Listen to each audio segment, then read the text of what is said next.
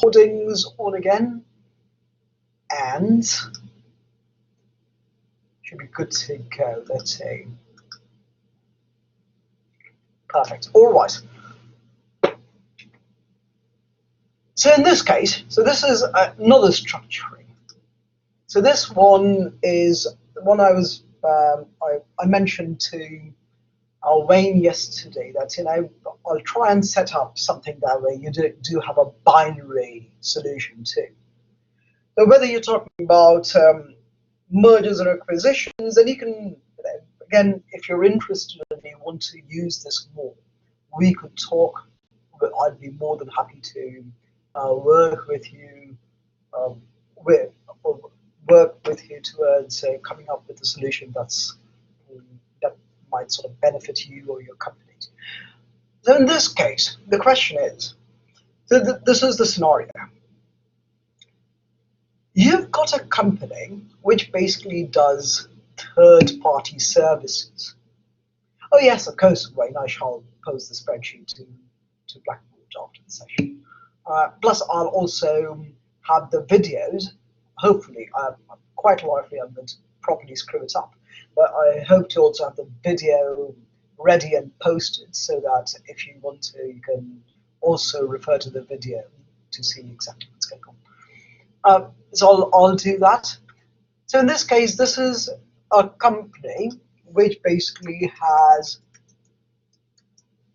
a series of workers that work Monday to Friday, but labor policies require these workers to have 2 consecutive days off. And they still need to get work done. The question is, how many total workers would you need to actually, or how many workers would you hire to make sure that all the work that needs to be done can be done while maintaining all these schedule requirements? So this is a scheduling problem. So the way this scheduling problem works is in a very, very straightforward manner. So we're first saying, are you working? Yes or no, right? That's it. Are you working? You can either work or not work. And you can break it into, if you say, well, part-time work, full-time work, half shift, not a half shift. Then if you're saying you only want to look at half shift workers, then you can simply say, all right, I want to do a separate spreadsheet for half shift workers. Or you could now convert the binary into more of a continuous set, where you would say quarter shift workers 0.25, but then you'll have to provide these constraints that it can't be anything like 0.34.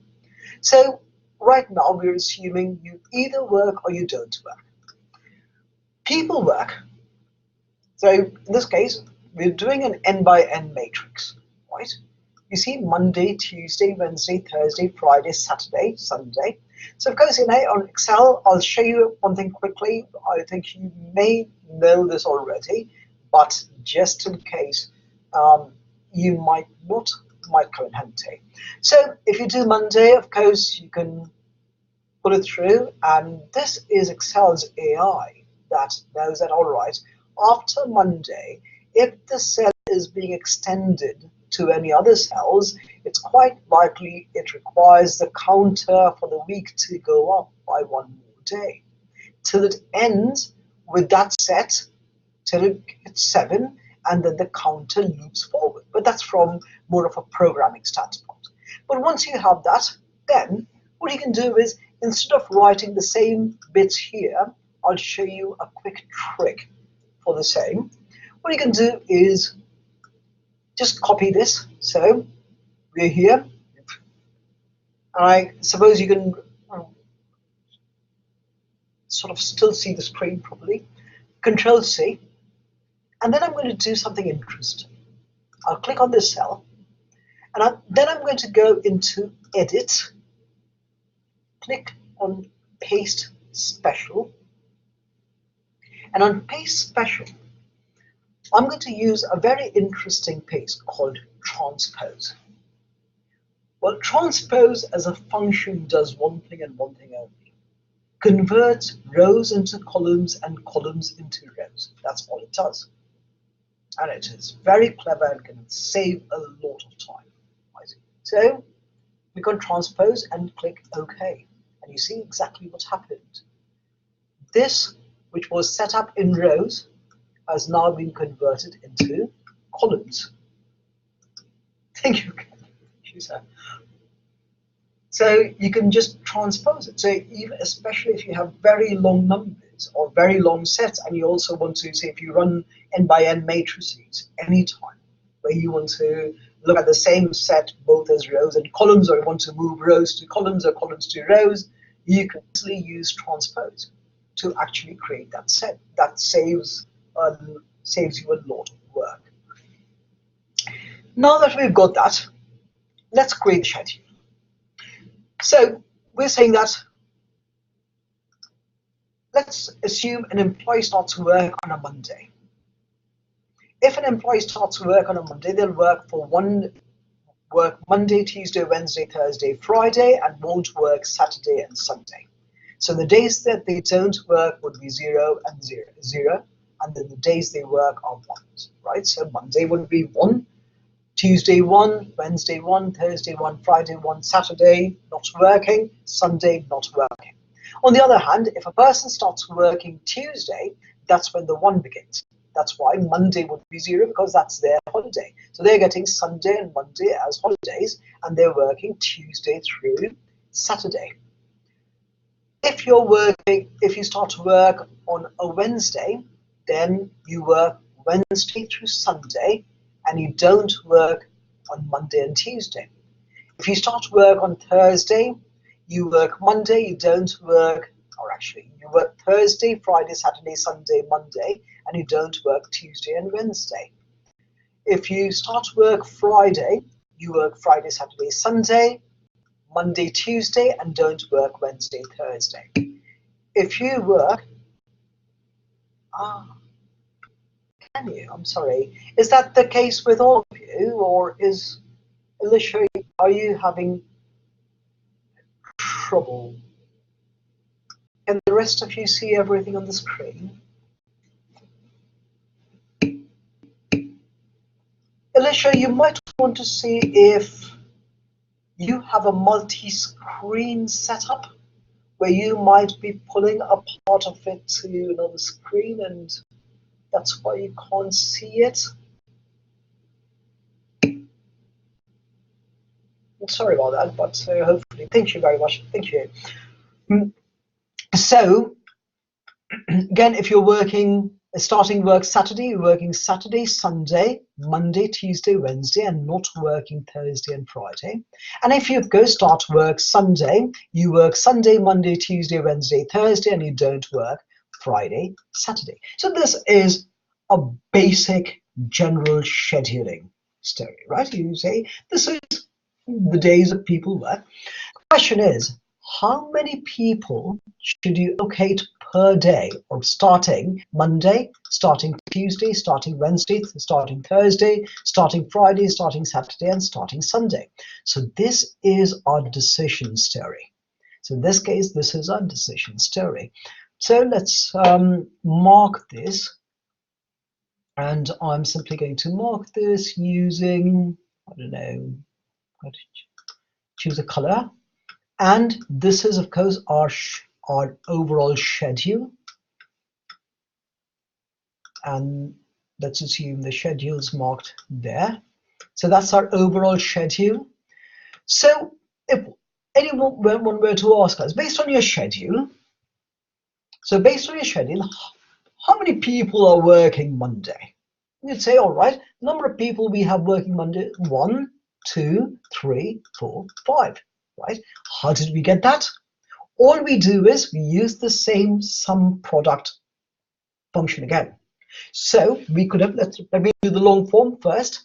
So long form would be is equal to 1 person working on a Monday, so 1 times scheduled for Monday, plus 1 person or not scheduled for Tuesday, plus one person who has Monday as a holiday. Sorry, Monday as a holiday.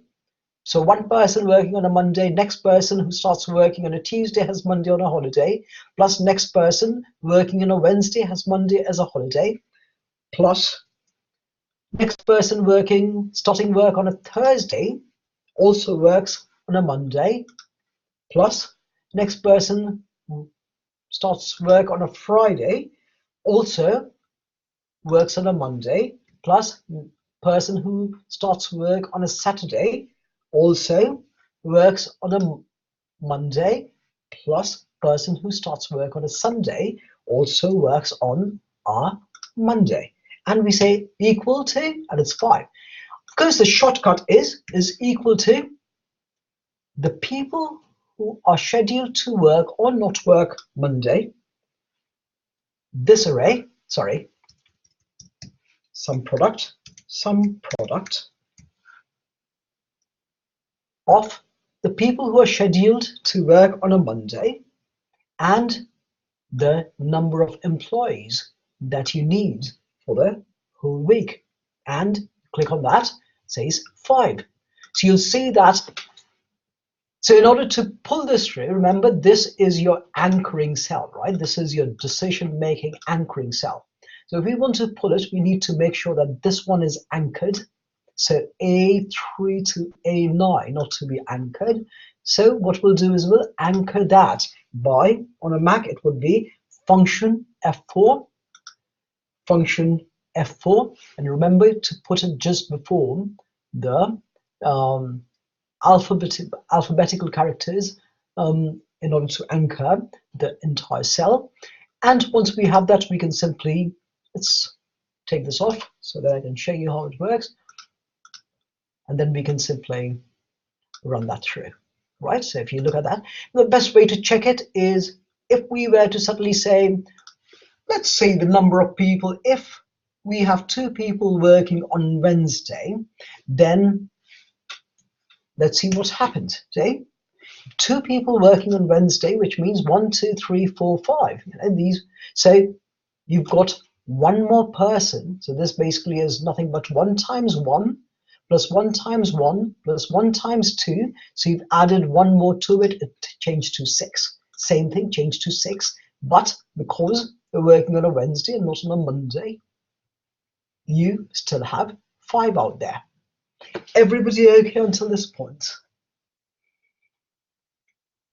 Or up to this point? Thank you, Stella. Thank you, Brian. Thank you, Joe. Thank you, Nicole. Thank you, Ken. Thank you, Mary. Thank you, Dave. Thank you, Megan. Thank you, Sarah. Brilliant. All right. So thank you, James. Thank you, Wayne. Cool. All right. Now that we've got that sorted, the next piece is how many people do we need? Now, you can, frankly speaking, if you have it as a bank, which is a 6-day, you can just break that into 6 days. If you have a 5-day work day, you can break it into 5 days. If now you know that, what are the average number of customers we get in on a Monday? What are the average number of products we typically need to produce on a Monday, a Tuesday, a Wednesday, a Thursday? You can even break it down into Monday shift 1, Monday shift 2, Tuesday shift 1, Tuesday shift 2, Wednesday shift 1, Wednesday shift 2, and so forth, right? You could play around. How many patients do we get on each? If you're assuming you want to do physician scheduling or nurse scheduling, you can even work that through. So we know in this case, we need 26 services performed, right? So you need 26 services performed, or 26 people on a Monday, or 26 services done on Monday, 23, 27 on Wednesday, 20 Friday, 32, 32 Friday, 35 Saturday, and 15 Sunday. So right now, what are the total workers that you have, that you actually require? You basically require total workers. You've got 1 worker starting each day of the week. So it's going to be the sum of all the workers who are starting each day of the week, right? Basically, you've got 1 worker starting each day of the week, and that's your whole set. And assume you're paying them $160. Every worker gets paid $160 per day. You simply know that, all right, it's a cost of 1,120. Really, frankly speaking, that's not really needed. It's just something I added to it. There's something else I was doing for somebody else, and they wanted to know costing. So I'd added that to it. So you've got 7 workers right now, 1 worker starting each day of the week. And that's, you're now ready to start solving it. So in this case, go back to data, solver. Once again, we'll just go over the solver parameters right now. By the way, Alicia, everything was fine.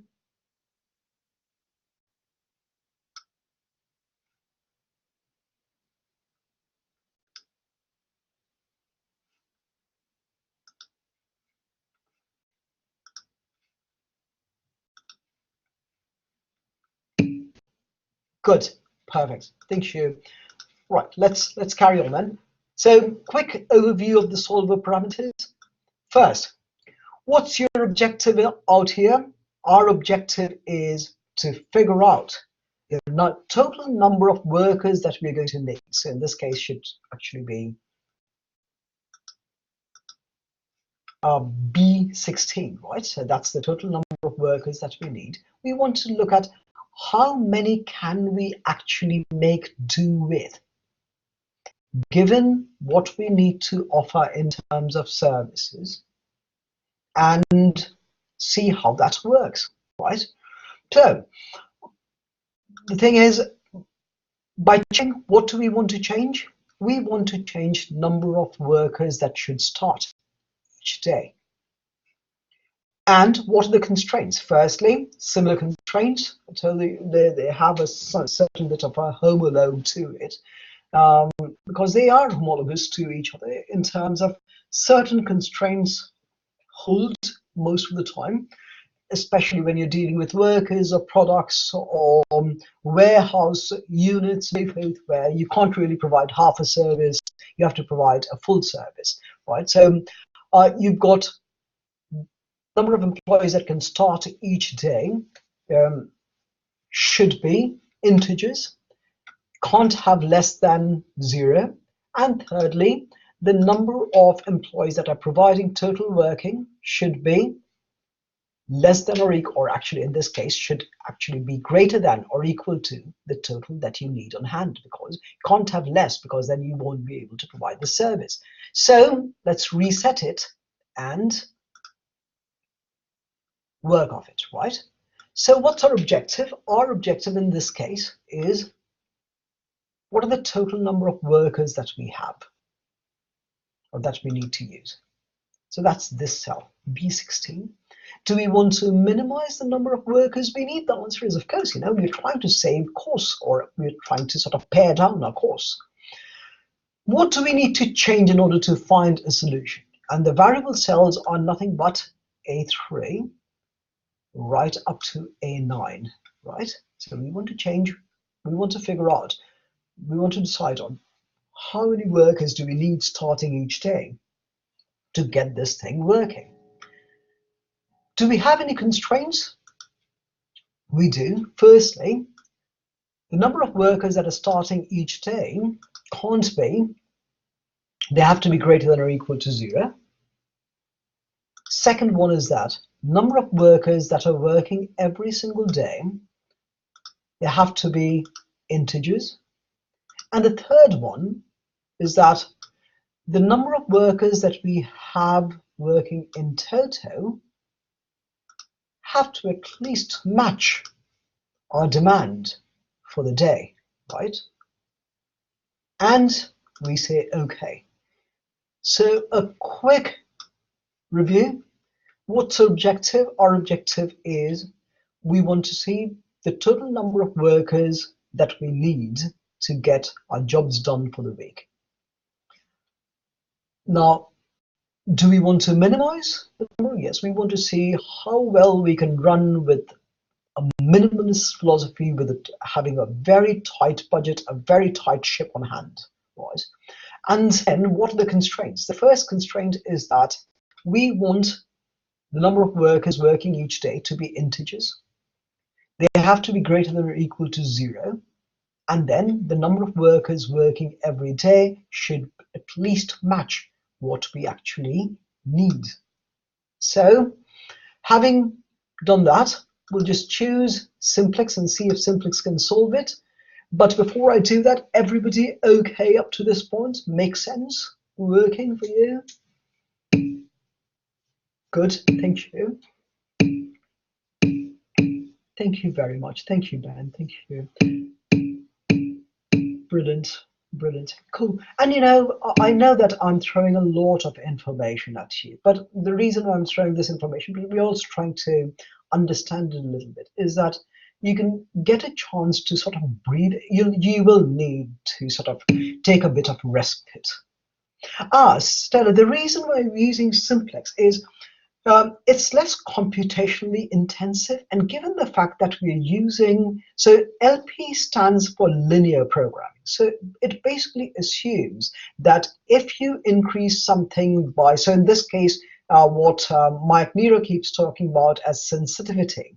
In this case, the sensitivity is linear. So if something changes, the impact is also going to change at an equal rate. So that's why LP, so if it's linear, it's also less computationally intensive. If it's a nonlinear solution, it's always computationally more intensive, because the system is now trying to assume that, oh, maybe there is a nonlinear solution to it, which means it now has to figure out the area of a curve rather than the area of a straight line. And think of it, anytime if we were to just get an isosceles triangle or a or an equilateral triangle, and somebody asks us to figure out the area, it might take us a few minutes. If somebody gave us a curved area, it will take us a way long time, because we now have to divide every curved area into separate triangular parts or segments, and then calculate that. So it's just more computational intensive. That's the reason. Sometimes it will not solve it with a simplex if it's a complex problem, but I would say go for a very basic setup, and then if it's not working, then go for something more computationally intensive. Oh yes, of course, yes, you can. So I would say do choose simplex LP, which is linear programming first, and then if you don't find a feasible solution, choose something like GRG nonlinear or evolutionary. And these are all, I frankly speaking don't know exactly how GRG nonlinear. I know the theory behind it, but I really don't know how the system and the programming makes it work. So I would say just go for it. So simplex, and let's see if it solves it. And click on solve. So it says solver found a solution. Now, if you look at it, it actually tells you something very interesting. It tells you that you can, based on what you have on hand, you can easily work this through very nicely with 40 workers scheduled for the week. You'll see that if you have 40 workers scheduled for the week, you're making sure all your constraints are met. Plus you're going 6 over for Sunday, right? And 4 over for a Tuesday, and 12 over for a Thursday. But they're saying that, all right, when you're doing scheduling, have 5 people start on a Monday that will go through the whole week. 14 people start on a Tuesday that will run through the whole week. And that, frankly speaking, is a function of the demand. And you see that the demand out here is more loaded. See, you've got more demand out here. No, don't have people who can start on a Wednesday and need, frankly speaking, the other way of saying it is, don't get people who need Mondays and Tuesdays off. Don't get people who need Wednesdays and Thursdays off. Don't get people who need Fridays and Saturdays off. That way, based on your demand. So this is a serious bit of useful thinking, right? Because they're saying that if you have people who say, I want Wednesdays and Thursdays off, or people who are saying, I want, what do you call it, Mondays and Tuesdays off, or Fridays and Saturdays off, don't hire them, because then you're likely to fall short of how much you need to offer in terms of meeting client demand. And therefore, hire 5 people or use 5 people who will start on a Monday, 14 people who'll start on a Tuesday, 13 people who'll start on a Thursday, 8 people who'll start on a Saturday. Don't hire people who can't work Monday, Tuesday, can't work Wednesday, Thursday, and can't work Friday, Saturday. This is basically a scheduling problem. There are many different takes to it, but at a very basic level, this is a very straightforward scheduling problem. Did that make sense? Everybody okay with it?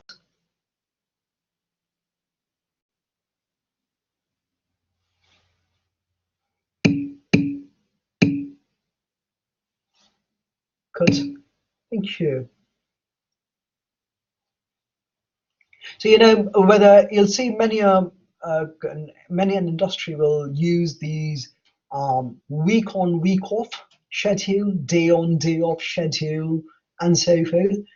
You can even work that through. So assume you're even a software company or any company that's running a tight schedule of people, because frankly speaking, you want to see what will be the least number of people you need to get the job done.